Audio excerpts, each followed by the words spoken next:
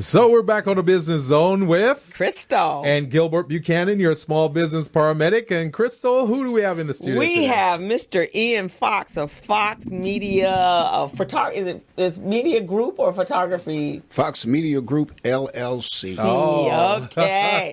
So you got to be careful. Put the LLC on there because there's another Foxx Media. I saw that when I was out. And it's a porno. Oh, yeah. Yeah, out of Florida.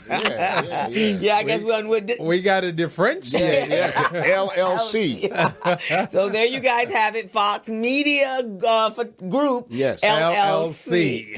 So this is a quiet celebrity photographer, actor, producer, videographer. He just kind of covers the gamut. What is that? What would that be? A triple or quadruple threat? Yes. That's a person who needs a job. That's what that is.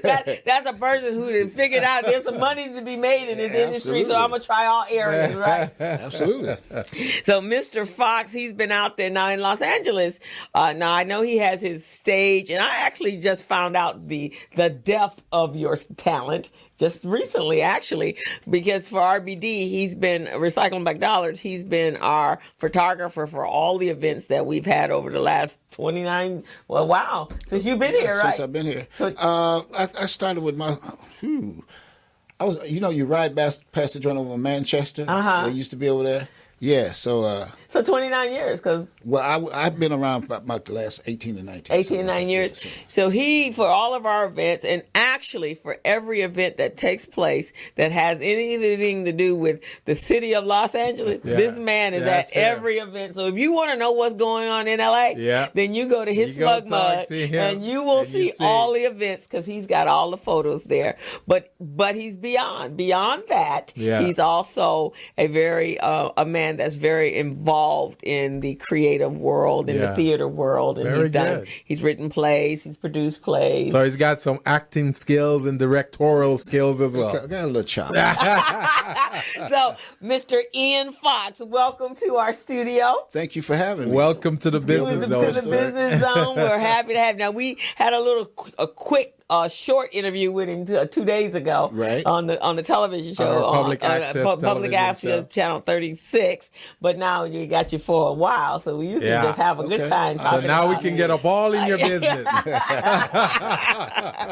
So Ian, as we talk, so we're gonna have to duplicate some of it though, because some of those people might not have seen it because that was in West Hollywood. Now we're in Los Angeles. So tell us about yourself. Whoa, tell you about. Okay, the most exciting part is I will be 75 years old this year. Oh, wow. And this is my 50th year in show business. You don't look it at all. Yeah, so, all that energy. Hey, man, that's what happens when you run around looking for a job. You got lots of energy.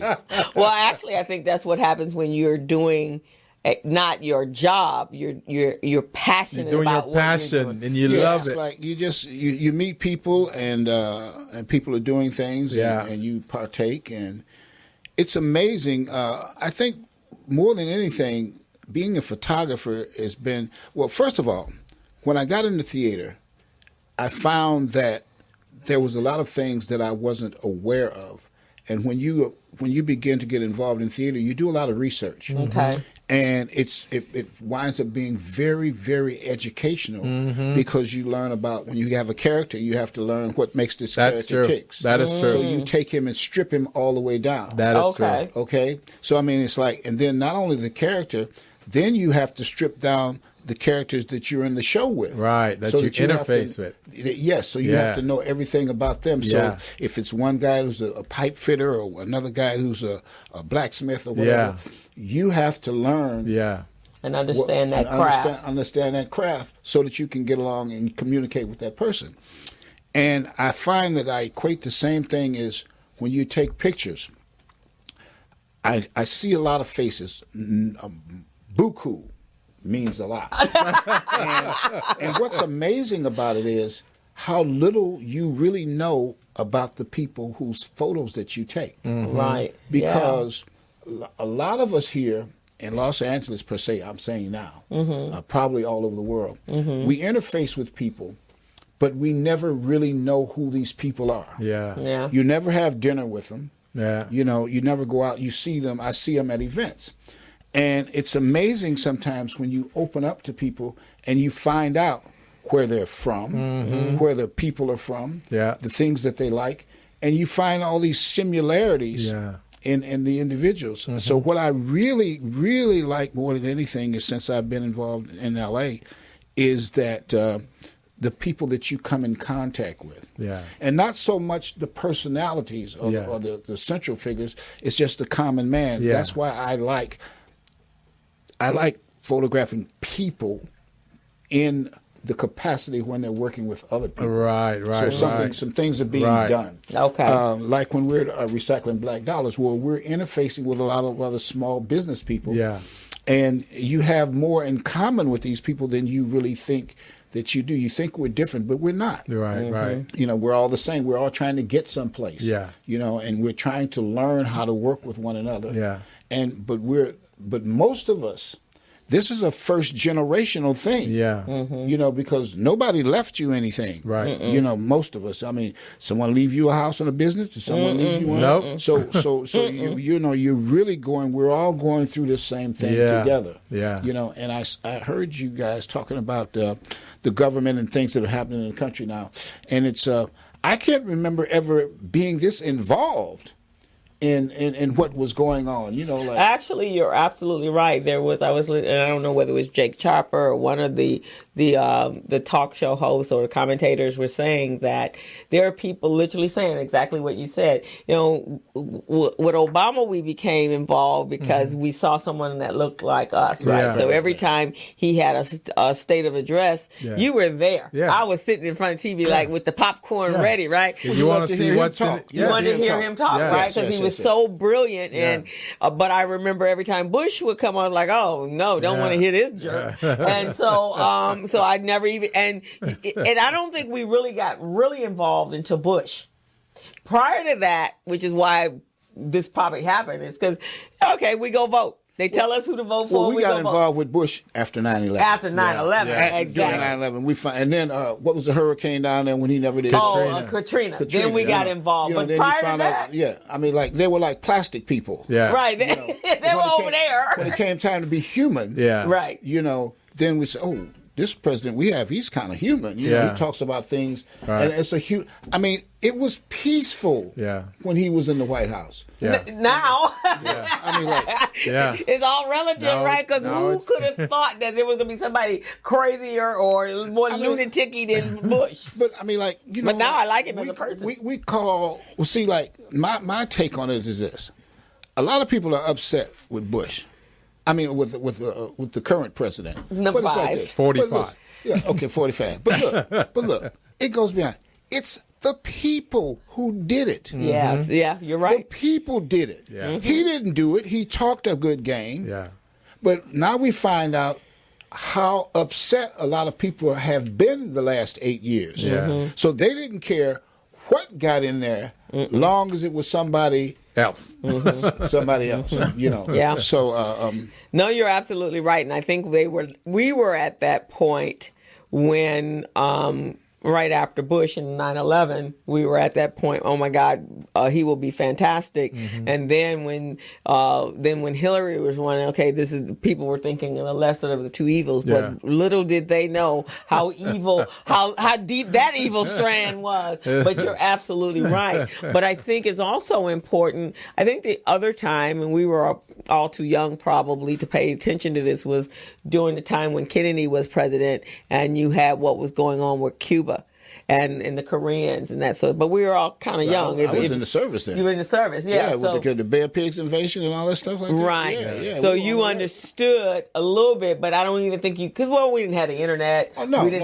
We just saw what was in the newspaper. You didn't have 13,000 news shows. Right. Yeah. So that they can discuss it all day long. All day long. So that's some of the reason why we're so connected. But you're right. I think, but the most, the memories that stick with us during those issues, the whatever was going, the Korean War, Vietnam, the bombing of Pearl Harbor, a photographer would take an amazing journalistic Oh, or a definitely. picture And help to tell the and it would story. just tell a story, Yeah. right? Absolutely. And which is what we have now. I Yeah. mean, I just got buku's pictures of individuals in this community. Right. And you it's, tell a lot of stories, of stories. I cover them. And I cover yeah, them. well, your images that you capture, it tells a lot of story. Because for some of us who weren't there, when we saw it, we're going, oh, wow. Then we start imagining, like the photo you have with Barry Gordy. Right. It's like...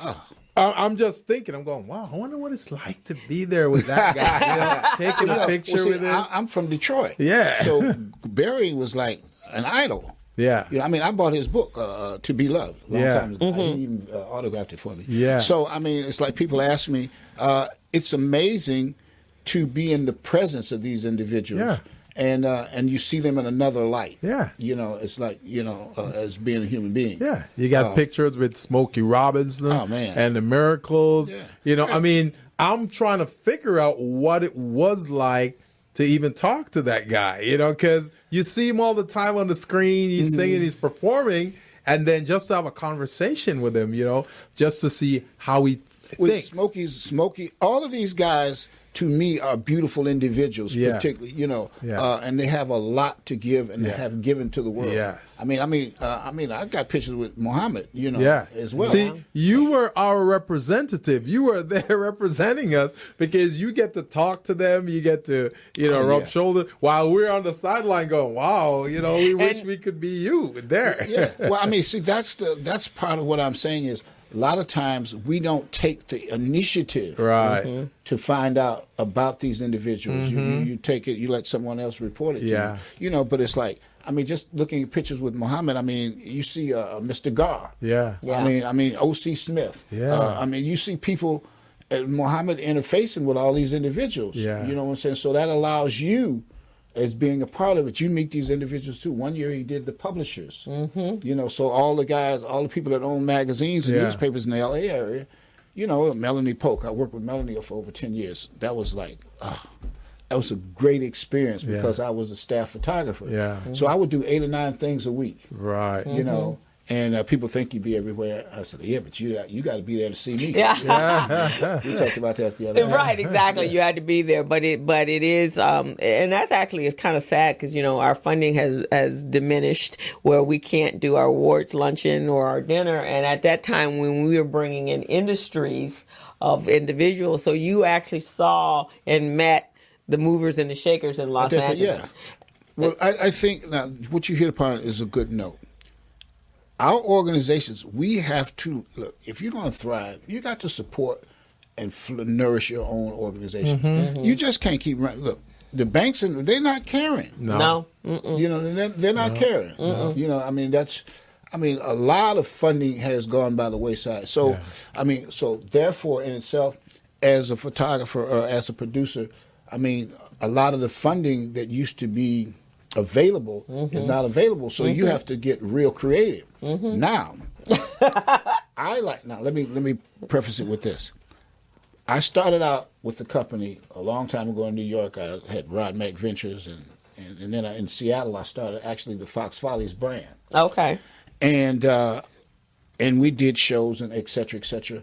But now I'm Fox Media.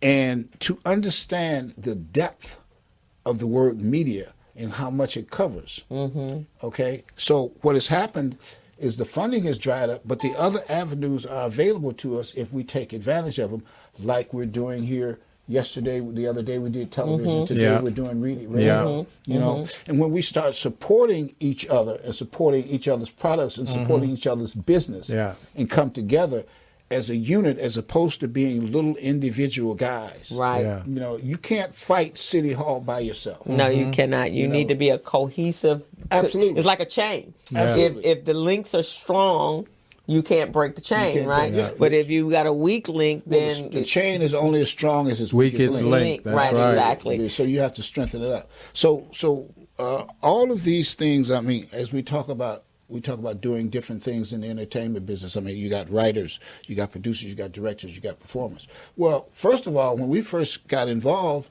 we were all wanted to be seen. you didn't realize that there was somebody that was filming this stuff. Somebody was holding up cue cards. Somebody was building the set. Somebody was doing the costume. There's an enormous amount of jobs that are available in this industry. Right. If you take a look and find out what's going on, everybody can't be up front. Right. It's like there's only one president, but wow, what a staff. Right, exactly. You know, there's only one Muhammad, but he had a staff. Right. You and Jackie B are carrying it on. And a few other organizations. I see Danny Bakewell is one. He's got his family involved. You know, Mark Ridley Thomas has had his son involved. So you're seeing things being repetitive and seeing things happening. I particularly like what I see happening here in Los Angeles. This community, I think this is the baddest community, bad meaning good. Because there are a lot of diverse individuals involved in a lot of facets of the city administration, big businesses, banks, and all that kind of stuff.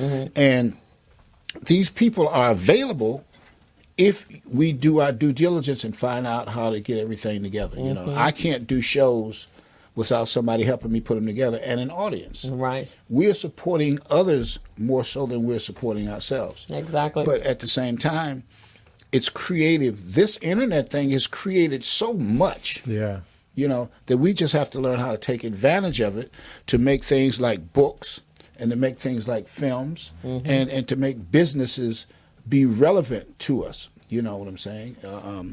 We're spending and we're not getting any bang for our buck. Exactly. And, you know, there are certain areas that we've been limited in, but we don't have to, especially in your craft, because with the internet, you have Hulu, you have all these independent individuals where you actually could go sell your treatment to, and they will put you on television. You don't have to go through Sony and DreamWorks and all those places. What happens ultimately is Sony and all that, they buy all them things up. Right.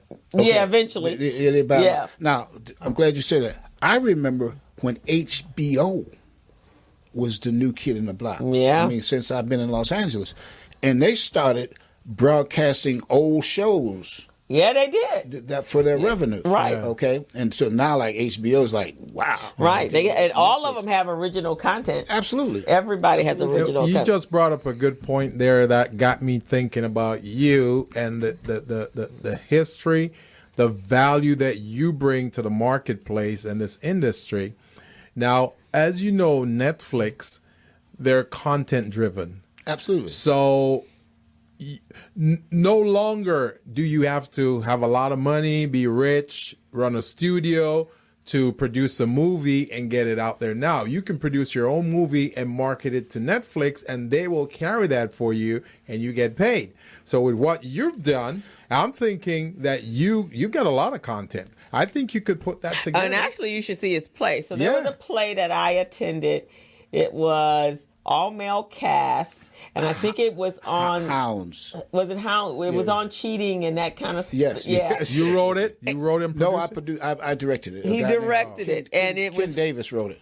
From a male perspective on how they had messed up a relationship. Right. And now they were having... So it was little vignettes, right? Yes. Within a play environment. Right. That's when I realized...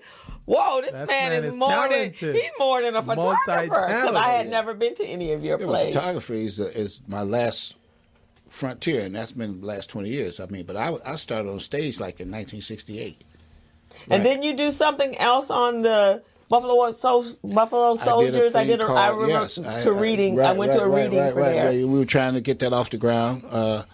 I thought it was a very good project because most of us don't know who the Buffalo Soldiers are, you know, or what they did. I mean, the Buffalo Soldiers responsible for clearing out the West for the white man fighting the red man. They still don't. Okay. Yeah, and it was a powerful. I mean, I didn't even see the play part. I was there just for them to do the reading. I think you guys did it during Black History Month, and I was like, oh my! And I mean, just celebrities, some major celebrities were there. Oh yeah, well, I mean, that's part of it. I mean, in this whole thing now is people will come if you have someone they're familiar with, particularly. Right. Now, what helps a lot, if you're Tyler Perry, you put your name above the title and people come because you're Tyler Perry. Yeah. Right. But if you're Ian Foxx, they'll come because you got David or you somebody. You still got that celebrity name, though, that Ian Foxx celebrity name. Yeah. Right. You know. And then you had Tommy Ford. Oh, my man. Yes. And I think I've seen a couple of his plays. Tommy Ford. I met Tommy Ford back when Inner City Culture Center was alive. Yeah. And we did a play. We did some play readings, and Tommy was like a student at SC. Yes. And he remained my friend up until his untimely departure. Oh, he died?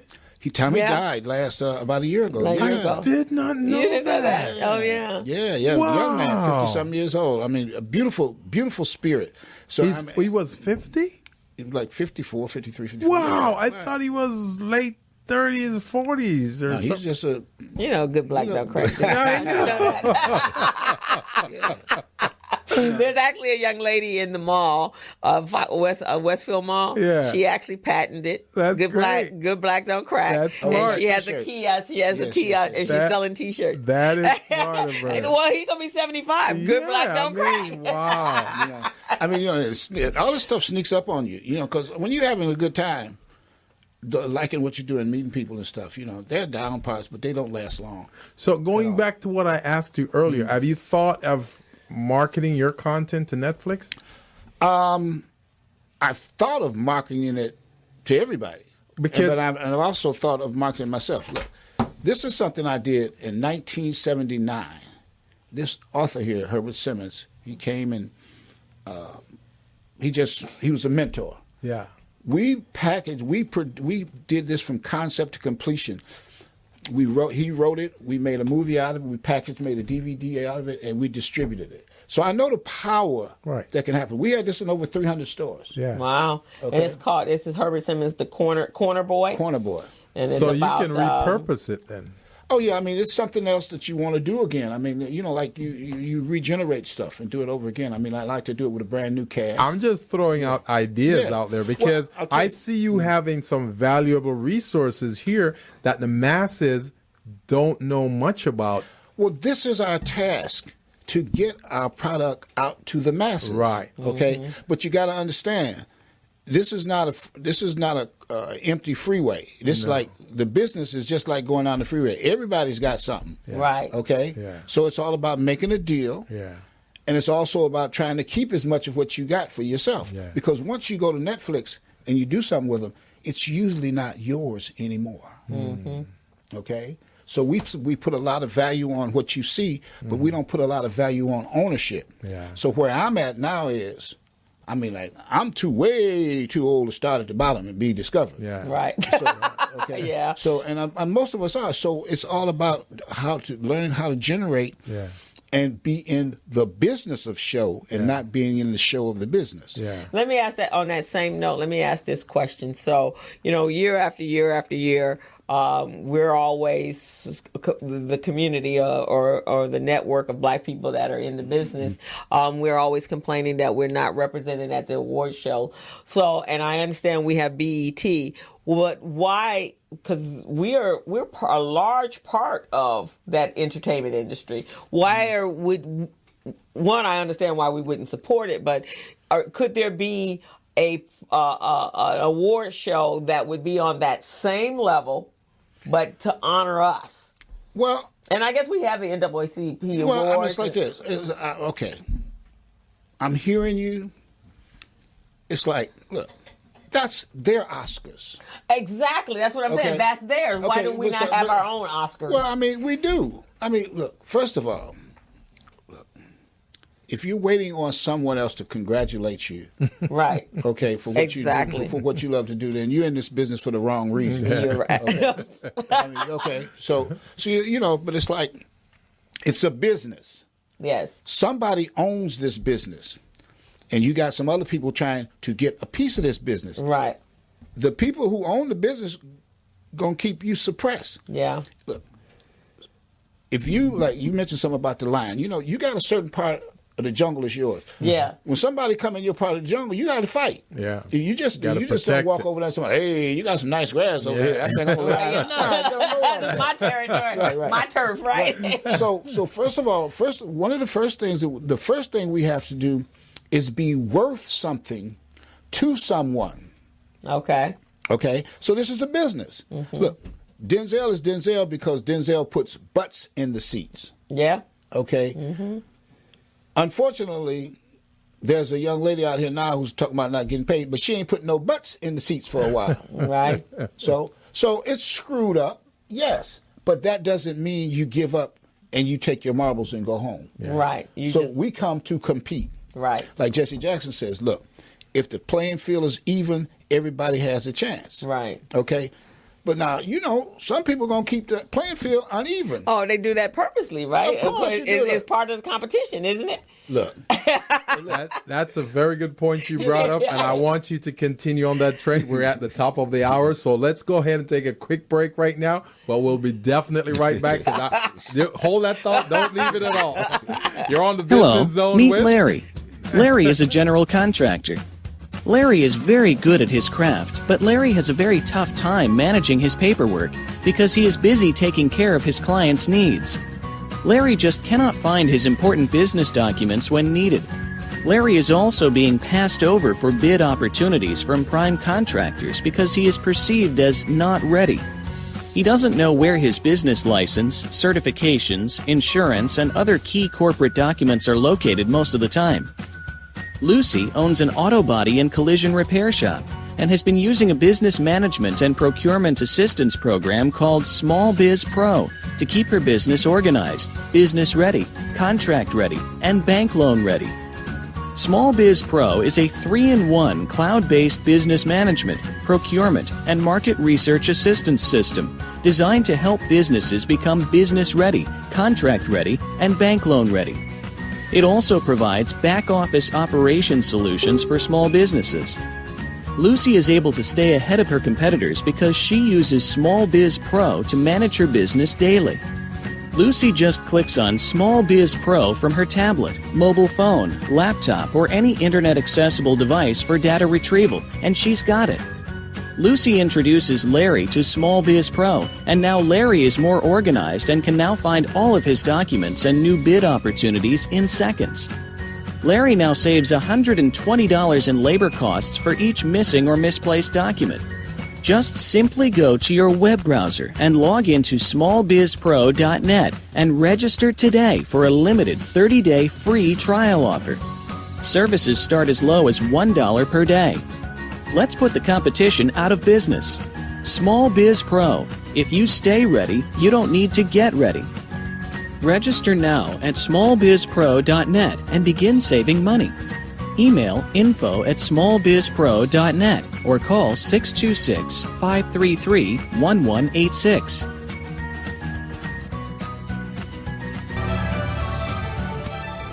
Each year, the state of California contracts for billions of dollars of goods and services. We as a state can and should leverage our spending power to achieve policy goals that help the people of California. One major policy goal we have is to create jobs and grow our state economy. Promoting the development of small businesses within California is a great way for us to do that, because California small businesses are the engine of economic growth. 95% of companies in California are small businesses, and with the right opportunities, these small businesses can grow to become the next Apple, Netflix, or Tesla. So let's all do our part to promote small business development and grow our state economy. Together, we can really make. So we're back on the Business Zone with Krista and Gilbert Buchanan, and we've got a very special guest in our studios today, a legend in the movie, filming, photography industry, Mr. Ian Foxx. And we were just having some great conversations here about the history of movie filming, and he's got a book out called Heroes and Legends. Heroes and Legends right here, as you can see. It's an amazing book. And Crystal was just having a great conversation with Mr. Foxx, and we're just loving this conversation. So, well, and some of it is because this book, Hero and Legends, it kind of is a collection of memories of pictures taken of celebrities in our industry. And we were having, during the break, a conversation on how do we, as Ian had said before we went to break, we're waiting for someone else to celebrate our greatness and to tell our story. When we can tell our own story, we can uplift those in our community that are great and to recognize them and create our own data bank of stories and awards. So, but just because the Oscars is what they deemed as you being at the top of your game, that's not necessarily so.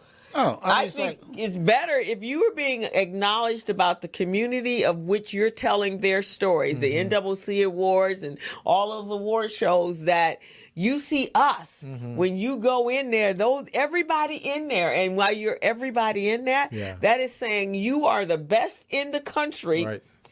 In our industry that look like you and I, right?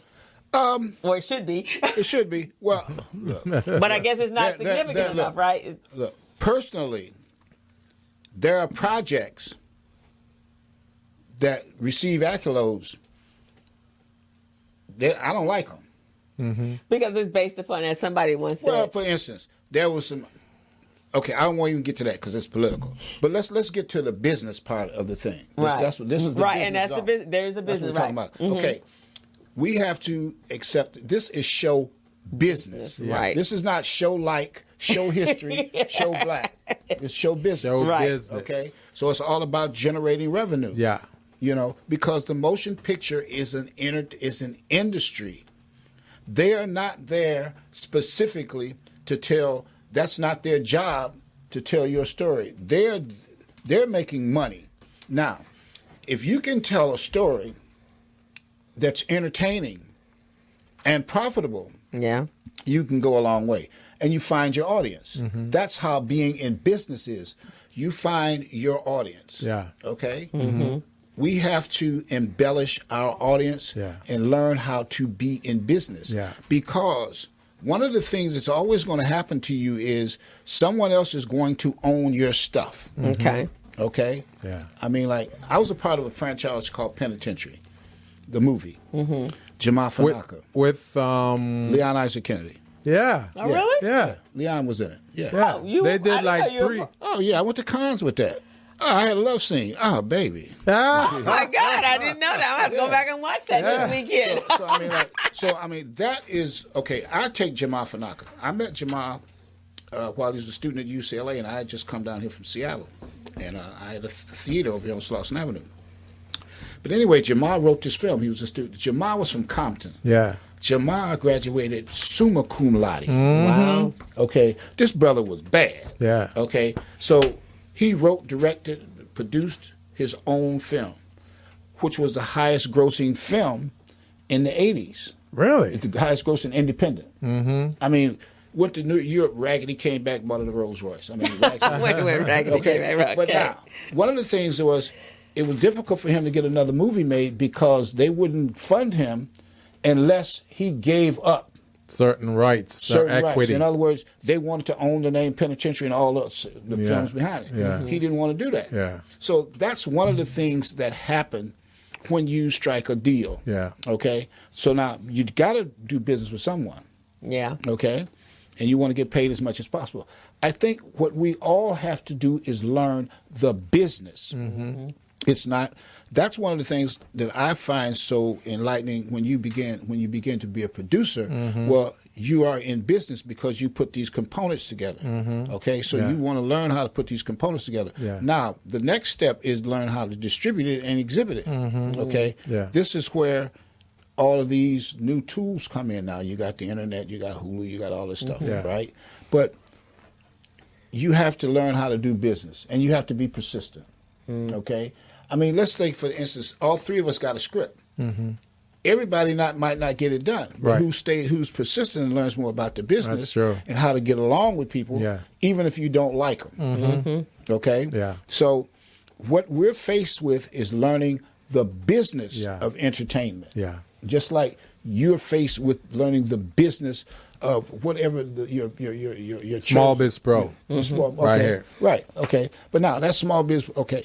But now, like, you have to be able to define that and make that people understand exactly what that means. Yeah.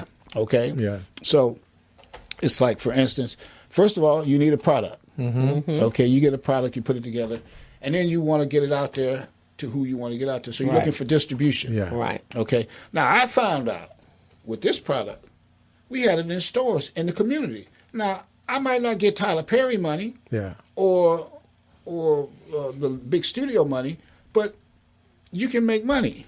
Oscar Micheaux was doing this in the 100 years ago. A black man, Oscar Micheaux, was doing this. Wow, that's a Black history. So Okay, yeah, some Black Oscar history Micheaux right there. would take his movies and go around the countryside, find an empty lot, put up a sheet, and show his movies. Wow.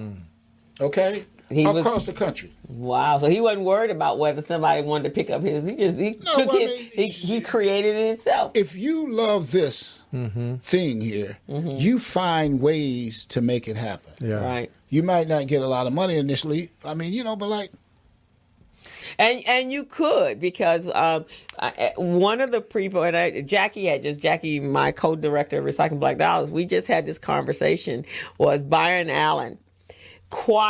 Just quiet, but he's one of the biggest TV producers working today. Over $300 million, but he was a comedian. He wasn't all that funny. Yeah. He went to school with my brother at Fairfax High, just kind of nerdy looking. Yeah. But the man has been quietly doing his own little thing. Well, in the industry. They tried to keep, the industry tried to keep him out because they didn't want to distribute his product. He Right. had a lawsuit. Yeah, because he had a lawsuit, right? He won so much money they can't even tell you how much it was. But now his shows are no, but seriously. But it was but being persistent. But what he did, some of the things he did, he created his programming and put it on late at night when very few people was looking. Yeah. So you build a brand. Yeah. You can't stop at the top. Okay. No. So too many times we want to start at the beginning. Yeah. It's like running around and talking about the Oscar. And Yeah. what do it mean? Right. I mean, okay, look. Denzel gets an Oscar for being a dirty cop, but he don't get it for being a daddy. Yeah. So you can dispel that rumor. I mean, you can dispel that thinking that Hollywood is, you understand what I'm saying? So it's okay giving you an Oscar if you're depicting a character that shows you not in your best light, right? Let me tell you something. One of the first things you learn when you get to film school, films are the highest degree of propaganda. Yeah. Well, you see that. Yeah. Okay? Yeah. So that's what it's all for. It's shaping minds. Right. Okay? It's shaping minds. Okay? So we're making propaganda. Okay? So you have to understand what it is you're involved with. Okay? So that's not a negative. No. You're absolutely right. Because look, it's one of the most cheapest exports that we got in the country. Because you don't need no resources. You don't have to grow nothing. No. You don't have to water it. You don't have to crop it or anything. It's just you got to come up with some ideas and some concepts. Right. And then you embellish it on those concepts. Yeah. Right? We got a little girl right now that's kicking butt, Issa Rae. Come through the web series kind of thing. Like a brother named Michael Jackway. There are methods, that you can be involved with and that you will be involved with. You can look at people Tyler Perry. He found his audience. He did plays. He took his little plays. Tyler Perry said the first play he went, he spent all his money and didn't nobody even come. Yeah. He said I know that feeling. Yeah. and because somebody asked him, was he going to continue on that series?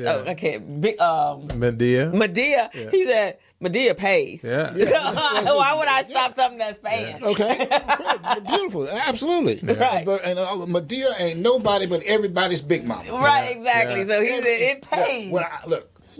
Where I come from, where we come from, everybody got a big mama. Everybody knows Medea. Big mama sit right in the middle of the house and run it. You can identify with that person. So what happens is he found an audience. Yeah. Right. Yeah. That loves him.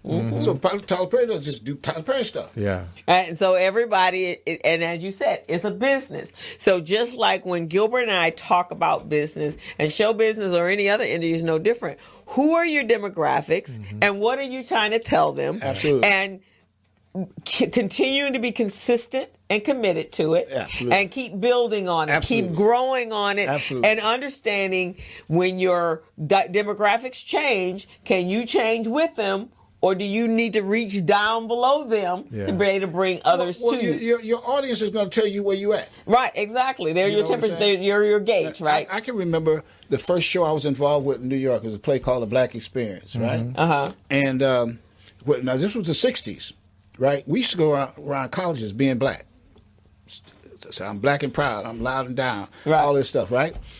And it's amazing. The audience would tell you what your key words are in your story. They would define you. You know, you just lay it out there, and they'll tell you who you are. Right. You know, and I found it to be very enlightening. I mean, we was doing colleges, man, back in the 60s, man. We'd be getting... Actually, your college would be the one, be a great tester ground, your great survey, because they're very honest, they're very straightforward, what they like, what they don't like, right? They're great focus groups for that. But again, a lot of people, you're waiting for someone else to define your greatness or what greatness means to you and to them. Well, it's like, okay, there you go. Sometimes we're waiting on them to define us. But you see, that's where you're open. It's like once you put it's like being a baseball player. You know, like once you get in the game, you define, you know, whether you can hit the curveball, that defines whether you're a baseball player or not. If you can't hit the curve, you ain't going too far. Right? Exactly. Okay, so in this business, if you can't adapt and hit the curve, then you won't last a long time. You know, you got to find out where your strength is. It takes a long time to even understand that everybody can't be a leading man. You know, particularly on stage. You know why? Why? Because the leading man has to be taller than everybody else. Oh, really? Yes. Oh, I didn't know that. Yes. Oh. So how do we explain Al Pacino in Robert De Niro? But that's film. He said theater. He's in the movies. Oh. So what they do is they prop him up a little bit. Yeah. Right. I mean, there's a lot of things in this. Look, you height is a level of authority. Just like why you think the judge sit up there? Because he's the boss. He look down at you. You look up at the judge. That's a position of power. Yeah. Okay. So you do your plays and your performances. You use that same formula. Even when you do a story, there's only 8 things that it can be about: good and bad, fat and skinny, black and white, rich and poor, life and death, love and hate. Okay. And there's one more, sun and rain or whatever. Okay. Joy and pain. I don't care what you do. It's all got to have those components. Right. So you have to be able to communicate with people, to your audience. Now, would you say, because that's a good point. So let's say the entertainment business 20, 30 years ago, and that they're still very relevant today. Gladys Knight. Well, those are legends. They're legends, right? So no matter what they do. Well, they've endured. They're endured, but even today, even the young people know their music, right? So the young people should know their music. They should know their music. They're sampling their songs. They're sampling their songs, but there are certain people, no matter how old, Smokey Robinson, these are legends, but their music is still very relevant. Well, the demographic, because it's still connecting. I mean, like, look, before the '60s. It wasn't like Motown created some stuff. I mean, it was like 15, 20, I don't know how many groups they were right there. So we got people now who can identify with them. Right. Right? So, I mean, Smokey, they still got an audience. Right. Yeah. So that makes them relevant. Young and old. Young and old. Yeah. You know, the old folks, we grew up with it, and some of our kids played it. Right. You know what I'm saying? So that's what makes legacies. That's what generates knowledge and makes us, what do you say, relevant in this whole thing. Yeah, and who we are, and that because there are certain I can't even think of his name, and I absolutely love him. Where's the white baseball cap comes every year? Not Love and Happiness. That's Al Green. Oh, talking about Frankie Beverly? Yeah, Frankie Beverly. Yeah. Frankie Beverly comes every year to every place across the country. He does the same concert. I've been to 5 of them. Been right there in the front. Same song. Joy and Pain. Joy and Pain. He ain't made a new record in what? Years. Years beyond like 50 years. It's nostalgia. It takes you to that space, that place. And he fills up the concert halls every time he goes, wherever he goes. He's got fans. He's got fans. Snoop Dogg got fans. Right, exactly. Look, I was in a tobacco store the other day. Snoop got some of this new smoky stuff in there. Oh, I'm gonna do one better than that. If you are in, I used to, a real good friend of mine, and I did his management of his gas station, and we would go to the merchandise stores where you buy your products, right? So there's one right there, Jethro's, right there on Adams. Mm-hmm. And when you go in the back to buy your cigarettes, there is a big billboard, must be about 7 feet tall, with a Snoop Dogg and Blackie Miles. He is in Jethro's. The man is famous in Jethro's. I mean, that's what I'm saying. He's got stuff going. So what you guys are saying, I mean, just being a part of the business zone is very important, because by being a business individual, I need to be embellished, and I need to learn everything continuously about how to be in business, how to stay in business, and how to be more relevant in business. Yes. Right. Okay. So one of the things that we were talking about the other week when we come up with the book was, okay, now you got the book. Now you got to market the book. Right. I got to find that market. I got to find them people that like Frankie Beverly and Smokey and stuff every year. Yeah. Yeah, to be able to. And I think that's a great point, Ian, is because a lot of people write books or author books. Mm-hmm. And you know, and we've had several authors here on the show, and they've said Walter Tucker, he took him 20 years to write his book, but he finally found the message when he went to jail and came back out. So the other authors that we've had, so it's taken them 17, 18, 19 years to write the book. Mm-hmm. But when they wrote the book, now how do I get the book sold? So yeah, I mean that's like when you get a play. How do you sell it? But let me piggyback on that with the book here. This Heroes. No, this okay. Okay, Heroes and Legends Awards. This is a collection of 28 years of memories. Now, Heroes and Legends is a foundation that was set up by Janie Bradford, alumni of Motown, to give back to young people who wanted to have careers in the arts. Mm-hmm. And the thing was that at the time when she did this, there was very few opportunities for people who wanted to be in the arts to receive scholarships or know how to get funding to know how to go and be a part of it. Mm-hmm. Okay, so this is what this book is about. It's about these celebrities, but what happens with these celebrities? These are people over 28 years who have come back to give. Mm-hmm. To giving back. They come and participate in Heroes and Legends. And young people, there's been hundreds of people Janie has been able to send to school through these events that she has every year. Okay. So Barry comes every year, Smokey comes most of the time. So it's actually an award ceremony. It's an award ceremony. Honorees have included Barry's, Quincy Jones, the Temptations, Mary Wilson, Claudette, Martha and the Vandellas, Chaka Khan, Ray Parker. I mean, just a slew of performers. Mm-hmm. I mean, it goes back, I think Janie started in 90, so I mean, we've got Lou Gossett in here, and all these people who have come back to give to these young people, to give them an opportunity to be a part of this industry. So that they can go on. So this is a form of mentoring. And this is how I got involved, because I wasn't involved with Motown when I was a kid, but this gives me a chance to rub around with Barry Gordy and all the people now. You understand what I'm saying? So right. Legends. Yes. Yeah. I mean, and I mean, like, I come up with this stuff, and it's amazing to see these people still being relevant. We're good at their craft. I mean, we lose a few and da-da-da-da-da. But this whole thing, this whole premise here is to generate funding so that young people can find out how to be in the entertainment business. Yeah. Okay, that's fantastic, and they need that, because now that's what we talked about at the very top part of the hour was how do you reach back to bring those others up, sharing in and understanding your experience. Right. They will create their own experience, but there's no reason for them to duplicate what you've already had. Well, you take what someone has given you and take it to another level. To another level, exactly. And at the same time, you have a bunch of different voices that can also give you different philosophies. I mean, you can talk to me, you can talk to Smokey.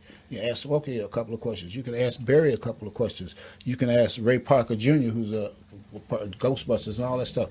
So these are songwriters. These are musicians. These are designers. These are so some of them actually have broken color barriers and color lines in order to make it where they are, right? Absolutely. And they've had those experiences based upon that. Based upon all of that. And Barry, I know I saw Motown last year when it came, the Motown Review when it came. I mean, and it did a depiction from the time he first started and what was going on in the world at the time. So when you were listening to certain songs, you were hearing in the 60s when we were fighting in Vietnam, when we war, right? Yeah. War. And all in fact, confusion. all of those songs by Curtis Mayfield and all of them, that was when they were at their biggest. And you listen, you go back now, you're going like, wow, that's very relevant right today. Yeah. Oh yeah, it was the conscience of young America. That's what they used to call it. Yeah. You know? But don't forget now when Barry and them started smoking, they started writing love songs.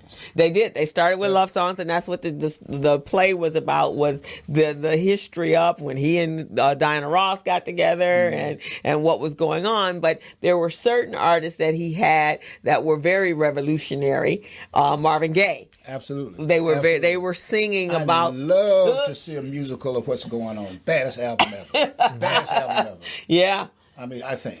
You know. Well, but it was all about what was going on today, and that's what we talked about. Music and the entertainment business replicates what's going on in your world today. Today, Right. Absolutely. And just as pictures are 1,000 words, and it's telling you and depicting what happened during that time when you weren't there, and that's why it's so important that you guys are here. Because you tell our history and our story in very creative ways. And I actually like the direction that Hollywood is going in, is because when you can't speak, but you can use a vehicle that you guys are creating and get a message to us via entertainment. But inside, if you're listening quietly, there's a message behind it. One of the things, I had a conversation with someone. I was at a Power Network conference in Baltimore last year, and we were talking about empire. And, you know, if you're not consciously there, you think that empire shows the worst side of black people. But it doesn't. Because if you understand business, and you understand, one, I have to give them, because you say you got to get your product out there. So I have to give them a little bit of what they're looking for, right? But I have to be able to say my message why I'm doing that. Yeah. So the one thing, when you look at a broader picture of empire, Cookie stands behind her man. She went to jail for her man. And her man took care of her children while she was in prison. Then they came together and they built an empire, and that empire is for her children. Well, see, if you just take just the name, empire, it takes all of that to comprise an empire. The highs, the lows, the negatives, the positives, all of that. And you ain't always good when you're building an empire. Yeah. You got to do some stuff, because you got to get what you're trying to do. If you're trying to build an empire, that means some people are going to get stepped on. Exactly. You know and there's going to be competition. But if you look at her husband, he is always thinking the bigger picture. He's always thinking bigger, broader. How can I build he's thinking business. He's thinking business. Yeah. Yes. All of his decisions are predicated on business. I mean, you may not like it, but it's business. But business, that's what business is. Right. And you got to have a little edge for you when you're in this entertainment business, because you in any business, folks will walk over you. If you in business, you got to be in business. But and there's a difference in business where you like hustling out the back seat of the car and being in structure. But hustling out the back seat of the car, where you think Jay-Z and them come from? Where you think hip hop come from? Out the car. Out the car, right? Well, movies come out of moviola machines. Way back in the day, you used to go in there and crank them. Right. There wasn't always these big old screens and all this Hollywood stuff. Yeah, that's true. If you know the business. How did they get to California? Why did they come to California? Because it didn't rain out here. You couldn't do it in New York. So 24/7, right? 365 days. So you do things according to business. But you got to learn what business is it that you're in. Yeah, so fortunately we're there again. Or unfortunately, I should say. But this is just interesting. I'm just eating this all up. And whenever you see me quiet, my mind is going. I'm here processing some stuff, and And it's good to talk about the backside of what we see on the screen or what have you, and then talk about the business level, because everything is, like you said, everything's a business. Everything's a business. And you're either good at the business piece. Yes. Or you're good at the entertainment piece, but you got to some way learn how to blend the business. Find what you're calling it. Right, exactly. Yes. So we're going to take a break. Yes, and then we're going to come back and we'll close out. And Ian, and you're just such an amazing wealth of knowledge. I know. Huh? This is an encyclopedia right here. So we're going to go ahead and take a break, and we'll be right back. Hello, meet Larry. Larry is a general contractor. Larry is very good at his craft, but Larry has a very tough time managing his paperwork because he is busy taking care of his clients' needs. Larry just cannot find his important business documents when needed. Larry is also being passed over for bid opportunities from prime contractors because he is perceived as not ready. He doesn't know where his business license, certifications, insurance, and other key corporate documents are located most of the time. Lucy owns an auto body and collision repair shop and has been using a business management and procurement assistance program called Small Biz Pro to keep her business organized, business ready, contract ready, and bank loan ready. Small Biz Pro is a 3-in-1 cloud-based business management, procurement, and market research assistance system designed to help businesses become business ready, contract ready, and bank loan ready. It also provides back-office operation solutions for small businesses. Lucy is able to stay ahead of her competitors because she uses Small Biz Pro to manage her business daily. Lucy just clicks on Small Biz Pro from her tablet, mobile phone, laptop, or any internet-accessible device for data retrieval, and she's got it. Lucy introduces Larry to Small Biz Pro, and now Larry is more organized and can now find all of his documents and new bid opportunities in seconds. Larry now saves $120 in labor costs for each missing or misplaced document. Just simply go to your web browser and log into smallbizpro.net and register today for a limited 30-day free trial offer. Services start as low as $1 per day. Let's put the competition out of business. Small Biz Pro. If you stay ready, you don't need to get ready. Register now at smallbizpro.net and begin saving money. Email info@smallbizpro.net or call 626-533-1186.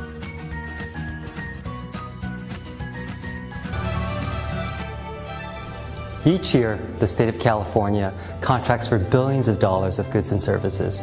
We as a state can and should leverage our spending power to achieve policy goals that help the people of California. One major policy goal we have is to create jobs and grow our state economy. Promoting the development of small businesses within California is a great way for us to do that, because California small businesses are the engine of economic growth. 95% of companies in California are small businesses, and with the right opportunities, these small businesses can grow to become the next Apple, Netflix, or Tesla. So let's all do our part to promote small business development and grow our state economy. Together, we can really make. So we're back on the Business Zone with Crystal and Gilbert Buchanan, your small business paramedic, along with our special guest, Mr. Ian Foxx, legendary Mr. Foxx. And he's got his book called Heroes and Legends, and we really want to give you an opportunity to go out and get this book. This book is phenomenal. It's got some great pictures and stories and information in here. And Crystal, you've got some information for our audience. Right. So if you would love to purchase this book, and it's for a great cause. It's called the Heroes and Legends Award, a collection of memories, 28 years of photos of the entertainment world and all the talented people. So you can get it at Legends at Mountain Goat Press. You can call 310-274-1609, and Legends and at AOL.com. And you can also go to foxmediagroup.com. LLC, but the website is actually foxmediagroup.com, and you can reach out and get the book there. And then Ian, you and I will sit down so we can make it even more accessible to the world, because they need to see this beautiful book. with all of, and also if you're looking to and want to know what's going on in the city of Los Angeles, you need to go over to foxmedia.smugmug.com and you will all see some more incredible pictures. Recycle Black Dollars in there. Ian does our breakfast mixer every. Okay, Ian takes the photos of our breakfast mixer every month, but a whole lot of other people, Glack and you name it, whoever's out there. And you can reach Ian at 213-265-7415 at ifoxmedia@gmail.com. And if you have a kid or someone trying to get into the industry, reach out to Ian because he also has a foundation or a program, nonprofit organization. Fox Follies Theater Workshop. Fox Folly Theater Workshop. And you guys introduce the entertainment in the world and photography and videography and whatever it is in entertainment. If we make money, we learn how to do it. Okay, so and then you guys can reach back to us. Ian, we will make this video available to you, and in the box, in the description box, I'll make sure all the information is there. Does that work for you? Okay, and then we're going to get your book really sold. And somebody is really loving you, I think, is Fortitude Ford. He's doing all hearts and loves on Facebook Live. So thank you so much. I know you got to run Danny Bakewell something. You going to take some more pictures? Yes, I'm going to take some pictures down at the JW Marriott, Praise the Lord. Okay, well, fantastic. So it's keeping you fat. Now. Yeah, that's more keeping you fat. This is business. That's right. Photography is the meat, the butter, the bread and butter. That's right? what I do every day. Yeah. Okay. The other stuff I'm just practicing. And we also need to talk about getting your infrastructure the way you want it. Absolutely. Get you set up. You can't grow if you ain't got a foundation. That's right. Okay, so we will help you get that foundation. I'll help you create a marketing plan for your book, and we can get it sold. And we didn't even get to talk about the other book from Africa, but we'll have you back on. We'll do that. We'll have you in Black History Month. We're going to talk. At some point, I want you to talk to Nigel Benz, who's the creator of The Mother of Humanity. Oh, I'd love to have him on the show. Great. We're trying to raise about $125 million to build it in Africa. Okay. Okay. Well, then that's we need more to have business. That's right. That's what I'm talking about. And let me just add this: for those of you who have not been to Africa, you need to go home. Okay. Because they are waiting on us. Yeah. And they have resources. Yeah. So if you're mad at the way they do business here, go somewhere else. Yeah. Right. Actually, right now, a number of them have said that if we're ready to leave, they're waiting there with open arms. We can just come on home. All the countries are saying, I feel sorry for you guys. Get your passports. Look, we got skills. Right, we do. So we can take our skills anywhere. That's right. And get paid. Universal skills. And what's the cliche? Be careful what you ask for, America. If you want us to go, let all the people of color leave, and let's see what you got going on then.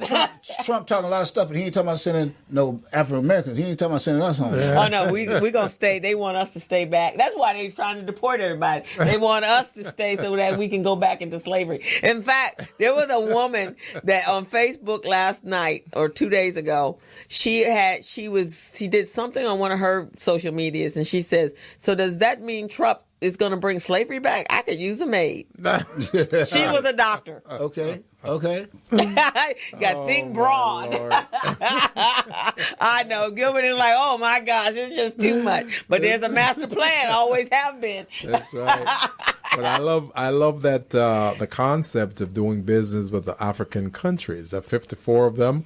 I mean, there are millions of entrepreneurs there waiting for us. And look in Nigeria, the Norwood, I think they call it. Yeah. And all of those Ghana, there's some amazing filmmakers there. Yes. Nollywood, right. Yeah. And then in Bollywood, there's amazing. In India, I watch I love international. And now the Korean marketplace is huge. Yes. The Chinese I watch their movies every weekend. I do binge. Look.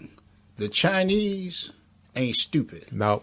They in Africa. Oh, yeah. Of course They're are. in Jamaica. Mm-hmm. Okay. They're in Jamaica. So it's like, look, we got alternatives, y'all. Right. And if they don't, and he over here talking about we're going to be in solidarity in America, they're like, you know what? There's a whole bigger world. They operate like the world is flat and you can't get to any other place. There will be no business done without the Afro-American who built this country and continue to contribute to this country. Yeah. Don't let them fool you, baby. Don't let them trick you. Don't let them tell you that stupid stuff. So, Ian, you going to keep letting everybody know our history and writing it and documenting it? Trust me. I got a play coming, y'all. It's called Red, White, and Blues. Lift Up. Okay. It traces the history of the African American and his contributions to the world from Africa to now. Oh, that'd be fantastic. Well, we'd love to hear it. So don't take our headphones.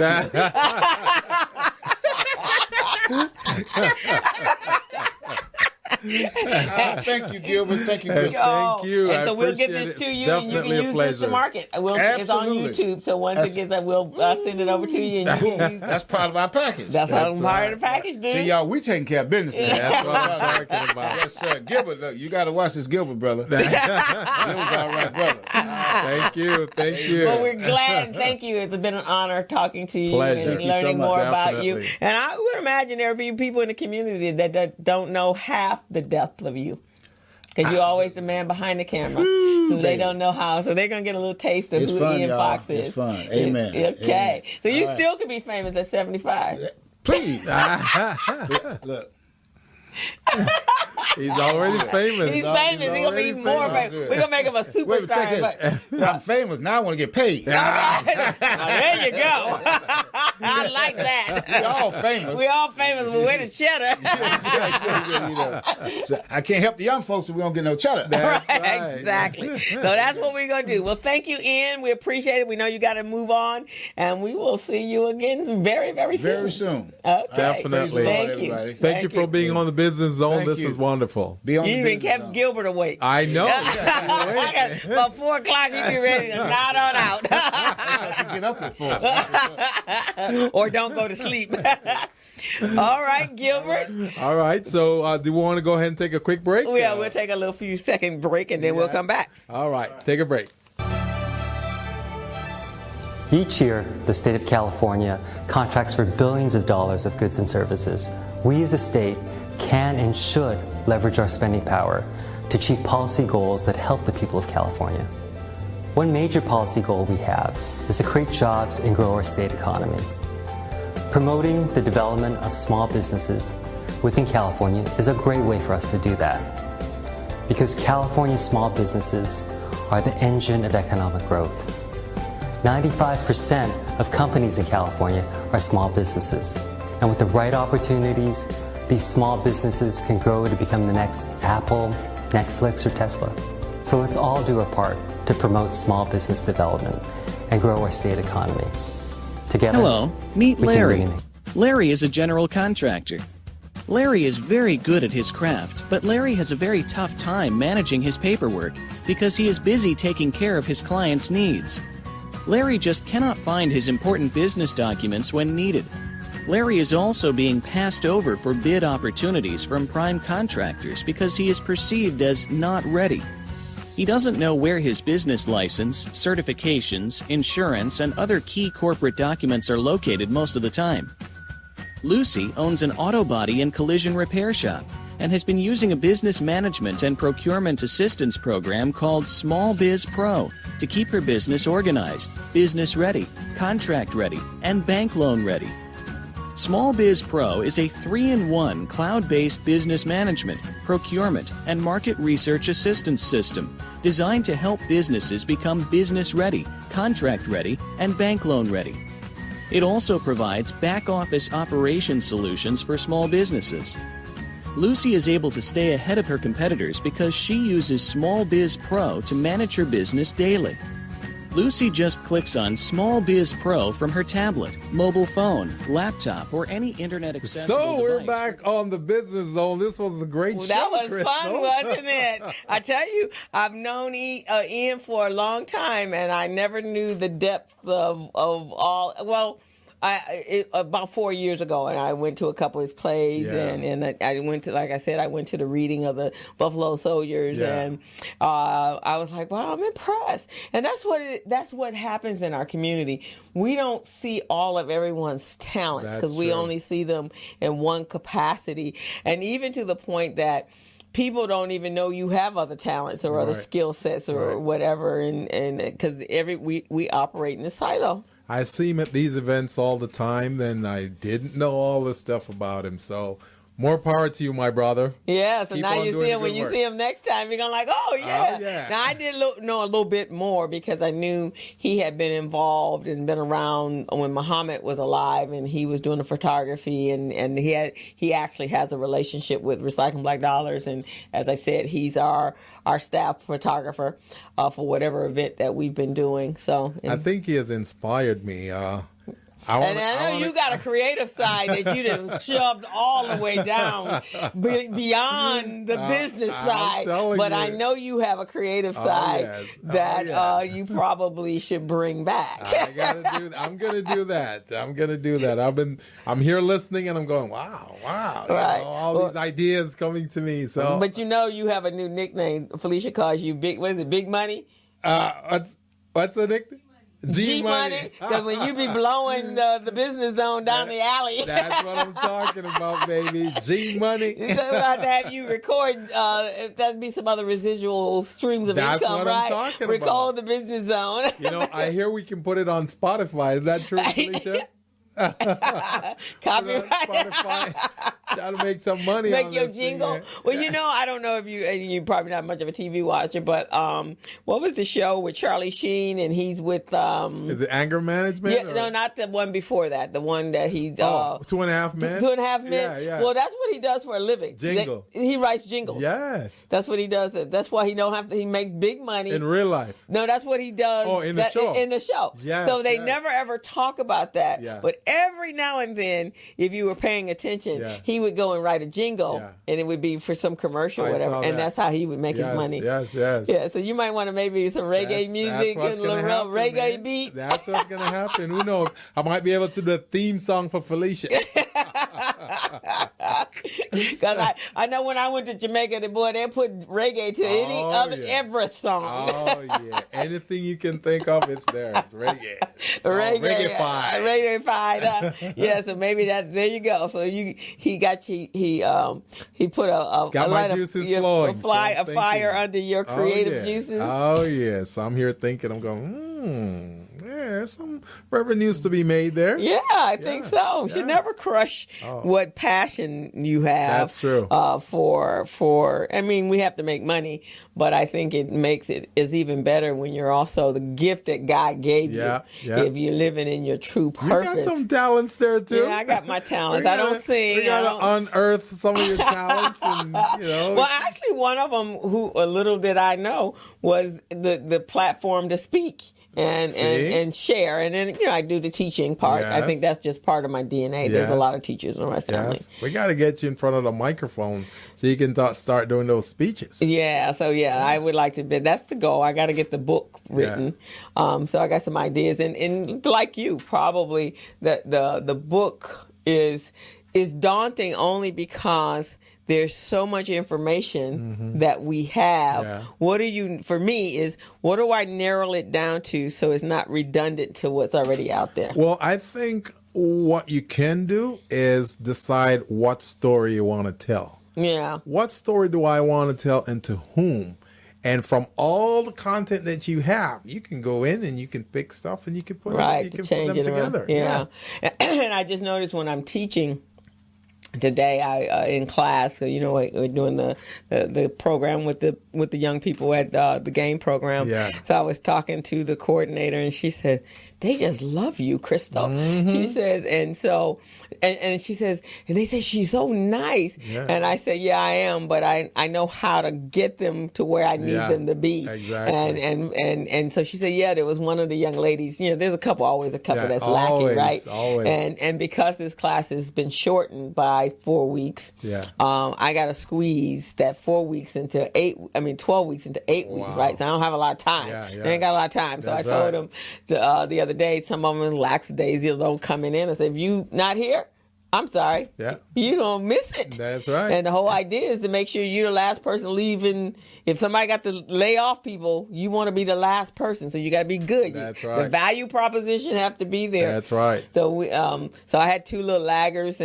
and so finally we got to our next project or our next practice set Monday, and I was like, and they were still over there lagging 2 behind. I said, you can forget those. We moved on. That's how life is. If you miss this train, then it's moving on. It's not waiting. It can't wait for you. Can't be a business can't wait for you. That's right. It's not going to. It's not going to wait. So Elizabeth says, "Wow, you nailed that one, didn't you?" And she says, "Yeah, because now they're starting, even in the other classes they're in, they're engaging better than they were before." That's good. Yeah. So some people, just like small businesses, some small businesses just need to light a little fire under their tail to get them motivated. Right. And then once they get motivated, then they can't stop. They keep going because they're going, oh, I want more. Because now they start seeing the benefits of it. Right, exactly. Just like with those folks. So yeah, and as for us as instructors and coaches and teachers and so forth, it's our job to make sure they resonate with what you're trying to tell them. And you got to figure out how that works based upon, got to know your audience, right? Yes. So you can't go sing reggae music to somebody who's in classical music, right? Some what they call that music that... opera. Yeah, exactly. You go over and see some reggae and opera, and they be like, who brought him here? So you got to understand who your audience is, and everything that we do, and that's what Ian was talking about. Exactly understanding who your audience is, and then becoming dynamic in that space for people that's going to follow you because they become your fan. I mean, that's what Trump has really done. When you stop to look at it, he don't he says he's with the little man. Well, when was Trump ever in the little man? He, like everybody else, there's a lot of them that have started they pulled themselves up by the bootstraps. There's a lot of wealthy people, the nouveau riche, that became rich by creating a product or a service, and they lived in their cars and they did all that. Well, Trump was never a little man. His daddy gave him money. Yeah. And his daddy had money. Now, his daddy may have been a little man, or great-grandfather had been a little man. So how can you, as a wealthy person, connect and understand the feelings and the needs of the people of lack? It's like if you've never been hungry, how do you know how it feels to be hungry? Right. If you don't know, if you've never been homeless, you don't know what that feels like. You've always had a roof over your head, right? Or you are born in a family of abundance. Right. You don't know what it is like to go without shoes or socks or eat mayonnaise sandwiches or whatever, or peanut butter sandwiches. Or onion sandwiches. Even our children that have, our children today that live phenomenal lives when they're with their parents, when they go away to college. Oh, it's different. Right? It's different. Because mom is not there cooking your oxtails and stuff. You had to learn to cook your oxtails. Exactly. Right? I had to learn. So, and if it wasn't good, it wasn't tasting good, my mom said, what are you doing? What are you doing? Go back in there and go cook it. Right, exactly. I had to go back and learn how to do it the right way. Even if you came from a family of some means or affluence or a middle-class family, when you went away to college, you're on your own. Exactly. When you got your first apartment, you're on your own. That's why most of those college students, they're eating ramen noodles. Ramen noodles. Because at home, they got a nice meal and all that. Now you're in college, you got to survive. You don't know how to prepare a meal. The ramen noodle. And you don't have any money to go out. You use your money and eat out the first week of your allowance, and that's it. The rest of the month, what you eat, and top ramen and peanut butter and jelly sandwiches if you can afford the bread. Just sometimes it's not peanut butter and jelly sandwich. It's peanut butter. That is true.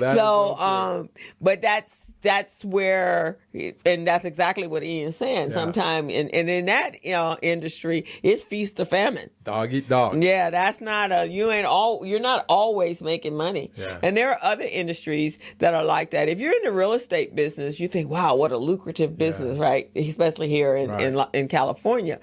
But it takes 3 to 4 months to sell a house. Yeah. So what do you do in that meantime, 3 to 4 months to eat? Yeah, that's tough. And so you got to really become creative. And I think people need to be, you can't be one-dimensional now in business. You have to have multi-talent. So they laugh at us because we might have 19, 15 jobs. Yeah, exactly. But when job 1 ain't paying, job 2 is paying. Right. And if 2 ain't paying, 3, 4, 5, you got to go into your bag of tricks and go, what kind of talent do I need to eat this month? Yeah. That's legal. That's legal. That's exactly what I'm saying. And, I just want folks out there listening, small businesses, entrepreneurs, listen. You don't necessarily have to use everything that we're saying or everything we're delivering. But just listen, analyze it, and see how well it fits into your wheelhouse. And see if it could work for you. Right, exactly. That's how because sometimes when it comes down to it, when it comes to survival, it's not some of the things that you know that really helps you, even though that's helpful sometimes, but it's the thing that you have to do at that point. Right. You've seen a lot of these survival shows, right? People out there and, you know, they may know how to cook a little bit, but, you know, what's there, you can't cook it. You know, some crazy animals that, you know, you go, okay, are we going to eat this thing or what? And I've seen, and in fact, it's interesting you said that because I was thinking, I was watching some commercial yesterday and the number of reality shows that came about, and some of them are just using their talents, and they just happen to be, you know, very look good in front of the camera, like when Roz was here. So, if someone come up to you with an opportunity, you don't even think twice about that, right? Somebody's coming up to you, and I got some feedback that some people, when she went to reach out to some of the businesses, they're like, "No, am I gonna get paid?" No, you don't. Do you not see the bigger, broader picture that if somebody has a show, doing a show for 12 weeks or whatever the season is, people are going to tune, and it's in their best interest, the people that are creating the show, to market the show. So they're marketing you for free. They're putting you on television in every house in America if they choose to watch it. You become a celebrity overnight. So what are you talking about? Am I getting paid? Yeah, that's crazy. I mean, it's not. And that's what our business owners need to recognize is think outside of that box. And when opportunity knocks, it's not going to keep coming back. And it's not going to look like the type of opportunities that you're used to.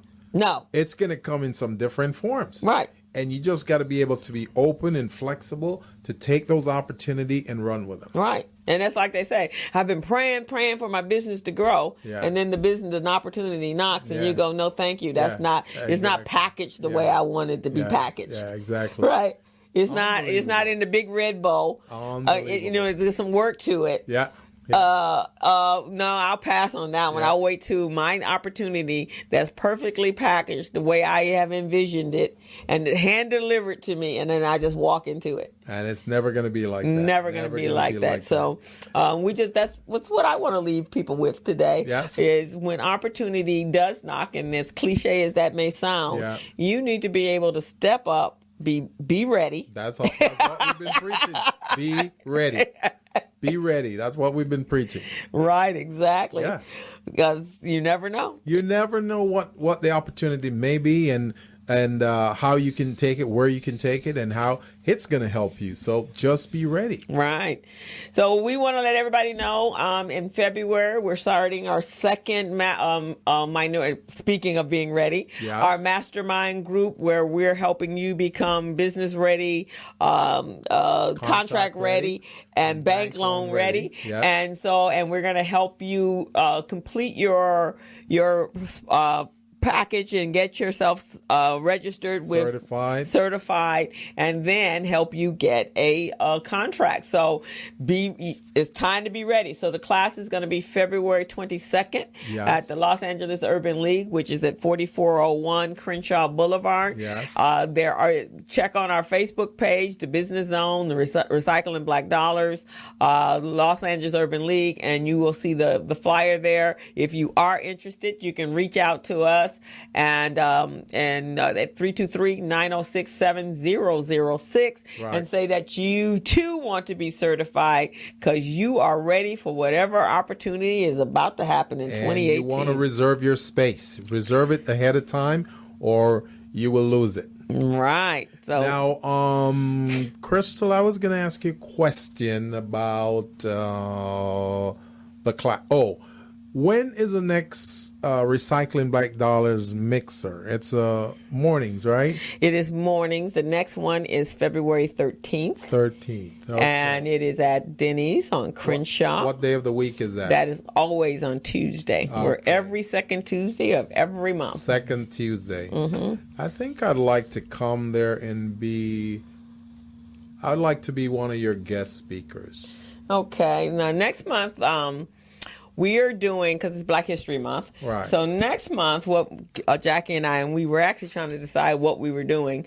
But I think next month what we're doing is those individuals that are gone from our community that have left, that had a lasting impact on entrepreneurship and business in our community. We're going to reach out to those who were closest to them that's still here and have them honor them and talk about their history. Mr. Gar, who had been here, he was 102 years old. He just died, so we're going to bring one of his kids in. And then we're going to have someone that was close to Muhammad. There's some other powerhouses. Like Marla Greer from Vermont Slauson.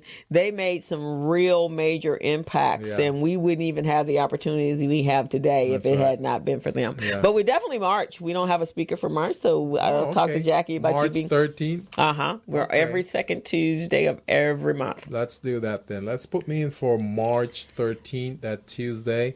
And I really would like to talk about a few things. I see we're at the top of the hour. Right. So do you have any final No, my only final, like I said just a few minutes ago, opportunity. What if an opportunity could change your life for the rest of your life? That's right. And we'll leave it right there. You're on the Business Zone with Crystal and Gilbert.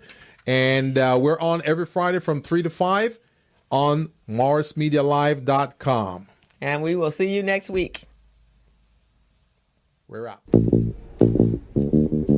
As a small biz pro, I saw we roll, using procurement, program, and control.